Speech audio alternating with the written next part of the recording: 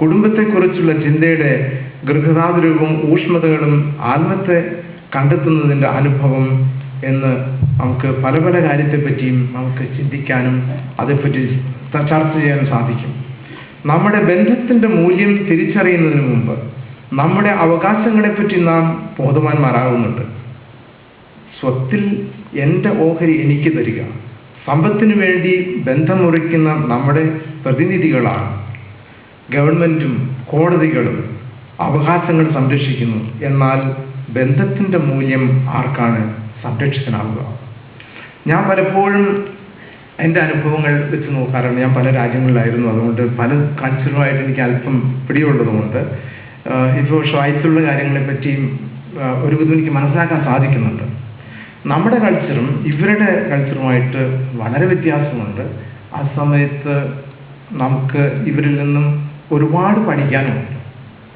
ഞാൻ നാട്ടിൽ പോകുമ്പോൾ അവിടെ കാണുന്ന പല കാര്യങ്ങൾക്കും വ്യത്യാസമുണ്ട്. നമ്മൾ ഇവിടെ നിന്നും നാട്ടിൽ പോകുമ്പോൾ നമ്മൾ സാധാരണ എന്താണ് ചെയ്യുന്നത്? നാം ഇവിടുത്തെ കൾച്ചർ അവിടെ കൊണ്ടാക്കാൻ നോക്കും.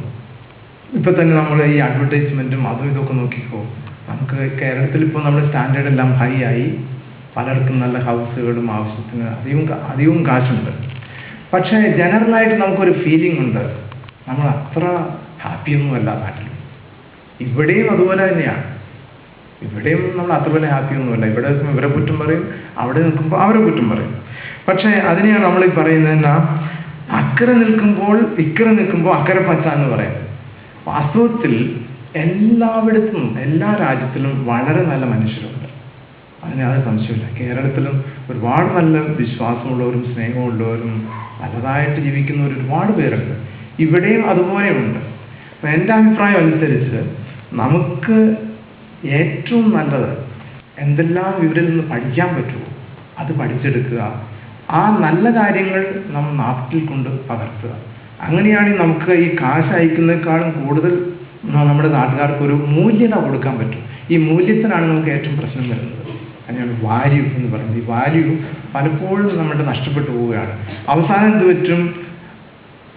നൈദർ ഫ്ലഷ് ഓർ ഫിഷ് കേട്ടിട്ടുണ്ടോ? അതുപോലെ ആയിപ്പോകും. നമ്മൾ അവിടെയല്ല ഇവിടെയല്ല ഉണ്ടായിപ്പോകും. ഞാൻ കുറേ നാൾ മുമ്പ് ഒരു ചെറിയ പുസ്തകത്തിൽ ഒരു ന്യൂസ് പേപ്പറിൽ വായിച്ചിരുന്നു. ABCD American born confused desis. അതായത് അമേരിക്കയിൽ ഒരുപാട് ഇന്ത്യക്കാരുണ്ട്. അവരെ പറ്റി ഒരു ആർട്ടിക്കിൾ എഴുതിയിരിക്കുന്നതാണ്. അവർ ABCD ആണ്. American born confused desis. Confusion എന്ന് പറയുന്നത് അറിയാലോ, അങ്ങനെയുള്ള ദേശം. അങ്ങനെ നമുക്ക് പലപ്പോഴും പ്രശ്നത്തിൽ ചാടാൻ വഴിയുണ്ട്. ഇവിടെ വന്ന് എല്ലാം ഒരു കൺഫ്യൂഷനാണ്. അതുകൊണ്ടാണ് നമുക്ക് പലപ്പോഴും ഇവിടെ നിന്ന് പോകാൻ ഭയങ്കര മടിയാണ്. അവിടെ ചെന്ന് നാട്ടിൽ ചെന്ന് കഴിയുമ്പോൾ അവിടെ നല്ല ചൂടൊക്കെയാണ്, വലിയ ബുദ്ധിമുട്ടാണ്. പങ്ക്ച്വാലിറ്റി ഇല്ല, ക്ലെൻലിനെസ് ഇല്ല. ഇതെല്ലാം നമുക്ക് ഇവിടെ ഉണ്ടല്ലോ. എന്തുകൊണ്ട് നമുക്ക് അവിടെ ചെല്ലുമ്പോൾ പങ്ക്ച്വാലിറ്റിയും ക്ലെൻലിനെസ്സും കാണിച്ചുകൂടാ? അതുപോലെ വളരെ സ്ട്രെയിറ്റ് ഫോർവേഡാണ് ഇവിടുത്തെ പല ആളുകളും. നല്ല ക്വാളിറ്റി നമുക്ക് പഠിക്കാനുള്ളതാണ്. നമുക്ക് എന്തുകൊണ്ട് നാട്ടിൽ ചെന്ന് അതെല്ലാം എടുത്തുകൂടാ? ഞാൻ ഇന്നലെ ഒരു യൂറോപ്പിനായിട്ട് ഒരു ഡിസ്കഷൻ നടത്തിയിരുന്നു. ഞാൻ സൂറിക്കിൽ പോയിരുന്ന് എന്തോ ഒരു പരിപാടി ഉണ്ടായിരുന്നു. INC നിങ്ങൾക്കറിയാലോ. അവിടെ ഒരു പരിപാടിക്ക് പോയി തിരിച്ചു വരുന്ന വഴി കാറിൽ വെച്ച് ഒരു വലിയ ഡിസ്കഷൻ ഉണ്ടായിരുന്നു. അപ്പം ഞാൻ അവനോട് പറഞ്ഞു, 1500 വർഷം മുമ്പ്, അതായത് ക്രിസ്തുവിന് 1500 വർഷം മുമ്പ് ഇന്ത്യക്കാർക്ക് വളരെ ഹൈ ആയിട്ടുള്ള ഒരു കൾച്ചർ ഉണ്ടായിരുന്നു. ലോകത്തിലെ അർബൻ കൾച്ചർ എന്ന് പറഞ്ഞാൽ ടൗൺ സിറ്റി കൾച്ചർ എവിടെ ആരംഭിച്ചതെന്നറിയാവോ? ഇന്ത്യയിലായിരുന്നു.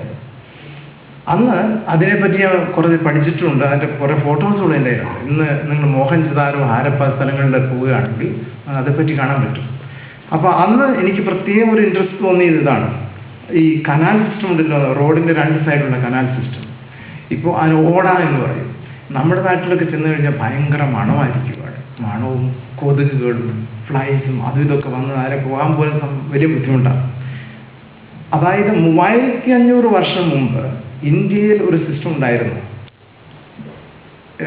Closed canal system. അതായത് ഇന്ന് മോഡേൺ സിറ്റികൾ എങ്ങനെയായിരിക്കുന്നു അതുപോലെ എല്ലാം ക്ലോസ് വളരെ ക്ലീനായിട്ട് അവർ സിറ്റികൾ സൂക്ഷിച്ചിരുന്നു. വേറെ ഒന്നും ഞാൻ